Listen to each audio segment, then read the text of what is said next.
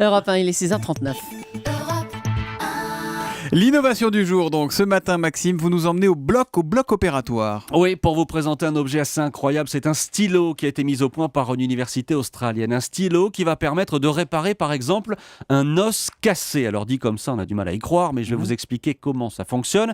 Régulièrement, ici même, on vous parle d'impression 3D. Vous savez, maintenant, on peut imprimer des objets en plastique, en céramique. Eh bien, les chercheurs australiens se sont dit qu'il fallait appliquer ce principe à la chirurgie. Et alors, une fois qu'ils ont dit ça, comment s'y sont-ils pris ? Ils ont d'abord créé ce fameux stylo. Il a la taille d'un crayon classique, il tient dans la main. Simplement, il est relié à un petit réservoir. Et c'est là la deuxième étape décisive. L'encre utilisée est très particulière. Elle est à base de cellules souches. On va prendre un exemple. Un patient atteint d'ostéoporose. C'est l'exemple donné par les Australiens. Le chirurgien, stylo en main, va venir déposer son encre sur les os fragilisés. Il va redessiner les contours de l'os pour le renforcer. Mais ça n'est pas tout. Les cellules souches de cette encre, en les guidant un peu, je vous passe les détails, elles vont aussi bien pouvoir se transformer en os, qu'en muscles, en cellules nerveuses.